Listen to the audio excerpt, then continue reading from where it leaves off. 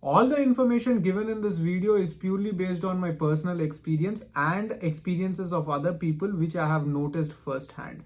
Just in case if you disagree with any point or you want to give any feedback, please let me know in the comments down below. Hello everyone, welcome back to my channel. So today I want to talk about a very interesting and important topic which I feel is not discussed enough. That is how to deal with toxic situations involving roommates. So most of us, if not all of us, might have stayed with roommates at some or the other point in our life.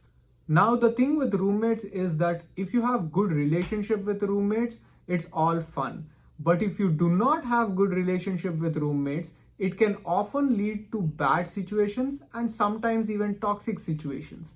In this video, I want to talk about certain points which could potentially avoid such toxic situations in your life. Again, just like I said in the beginning of the video, this video is purely based on my personal experience. According to me, there are four major factors which often lead to disturbance between roommates. Number one is the most important one, which is money. Number two is common area. Number three is personal space. And number four and the last one is rental agreements.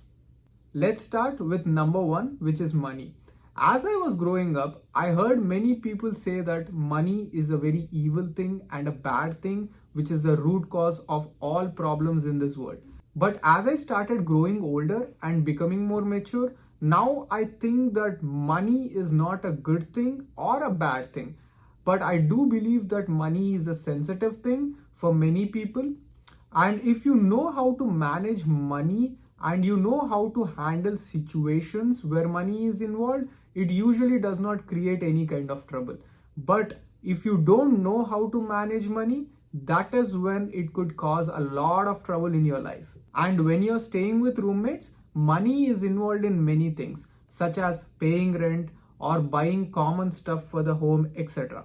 When it comes to money matters, it is very important to have a clear and transparent conversation with your roommates. Sometimes you and your roommate might have a common transaction, and if it is not kept in record and if one of you forget it, the other one, if he reminds it later, it would lead to an awkward situation which is really unwanted. The best way to deal with it is to keep a record of all the common transactions. When I came to US in 2018, my seniors suggested me an application called as Splitwise back then, and I use that even now. So in order to record a transaction in Splitwise, you and the other person should have an account in Splitwise, and once you map the transaction to both accounts, the transaction would be visible in both the accounts, which would be very helpful in creating the transparency. And one more feature that I like about Splitwise is it allows the user to add the screenshot or the picture of the transaction as well, which I commonly do. I'm not sure about any other applications like Splitwise, but if there are any other similar applications providing even better features, then you can go for it, and also let me know in the comments down below so that even I can try it out. So coming back to the point, keep a record of all of the common transactions. It would help you in avoiding any kind of awkward money related conversations with your roomies. Moving on to number two, common area. So what do I mean about common area? When I say common area, it is areas such as kitchen or laundry area or parking area, some things like that. And in some cases, it might also include washroom if you're sharing your washroom with someone else. So I would strongly recommend to keep these common areas neat and clean for the sole reason that it's not just you who is using that area, but also your roommates use that area. So I do get it. Sometimes you might have a long day at work. You might come back home, cook food, eat, and just dump the utensils in the kitchen and go and sleep because you don't have enough energy to clean the utensils. This happens to me a lot as well, and sometimes my roommates did point out, and when it happened, I apologized to them, went back and I cleaned that area again and made sure that it is available for them to use. And vice versa as well. Whenever I feel like there are some things in the common area which are left unattended by any of my roommates, I just go to them and I directly tell them that, hey, there is something over there which is yours. Can you please take it out so that I can use the common area? But very important point that is here to be noted is that when you're having that conversation with your roommate, never be rude to that person, because it could potentially lead to a heated argument. Cleanliness and hygiene is very important. I can give you an example. Recently, couple of my guy friends who happen to be roommates, one particular day they bought home some food, and they had the food and they just dumped their utensils in the sink, and the very next day they went out for a travel for a couple of weeks, and by the time they came back after 2 weeks, all they could see in their kitchen was cockroaches, insects and bugs. And when they notified it to the property management sent people for bugs treatment. The treatment would take place on a Wednesday and it would last up till 10 weeks. That means 10 Wednesdays in total. And during that time, they cannot use their kitchen. So just imagine, when you're not maintaining your common areas properly, it could lead to disastrous situations. So it's always better to keep the common areas clean. Now, coming to the third point, that is personal space. So what do I mean by personal space? I'm not just talking about the personal area like a private bedroom or private washroom that you may have at home. I'm also talking about the privacy of a person here. So when you're sharing a room with someone else, it is very important to consider the privacy of that person at all times. In my case, I did have a great relationship with almost all my roommates, but I always considered their privacy at all times. Even if a situation arises where my roommate is not in his room, but I need something from his room, I immediately text or call that person to ask if I could enter the room and then enter the room. I believe this is important, but at the same time, some roommates pull my leg when I go to them and ask their permission to take like one onion or tomato or something like that. They are always like, why are you messing around with us?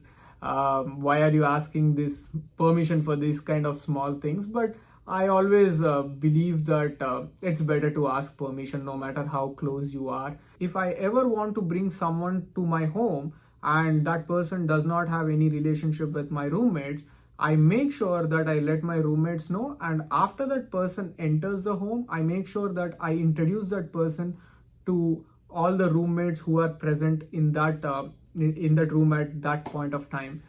Because remember, your guest is your friend, but that person is still a stranger to your roommates.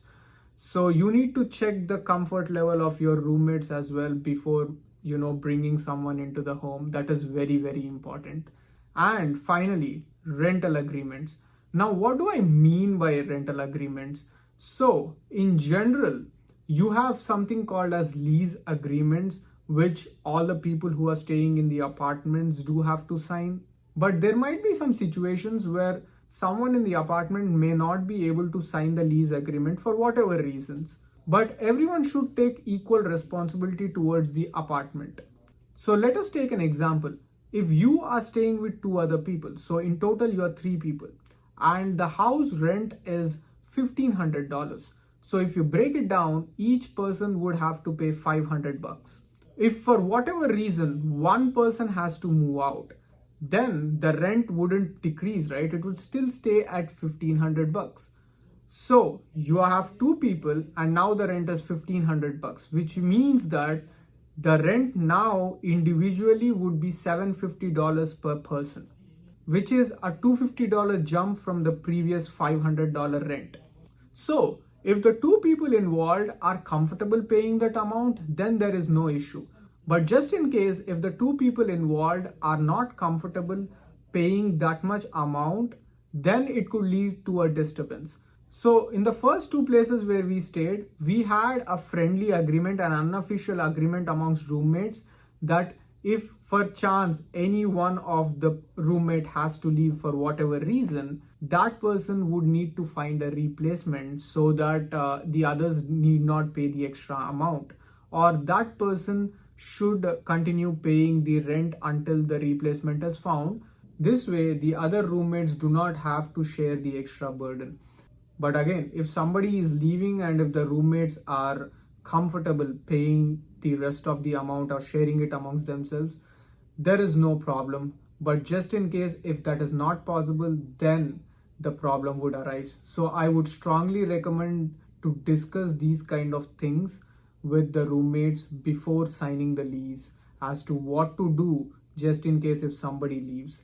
And also, in some situations, multiple people might have to leave and you might have to break the lease. These situations could also put a lot of pressure on the people involved.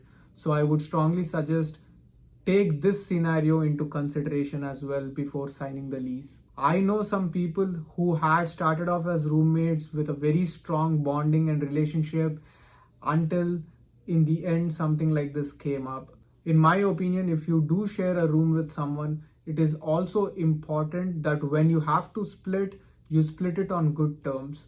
It is always going to be good, peaceful, and healthy to split on good terms. I would conclude by saying that try to maintain a good, clear, and transparent communication with your roommates at all times. Anytime you're conveying something to your roommates, always make sure you are conveying it in a polite and healthy manner. This would help you avoid most of the toxic situations involving roommates. I hope you found this video helpful.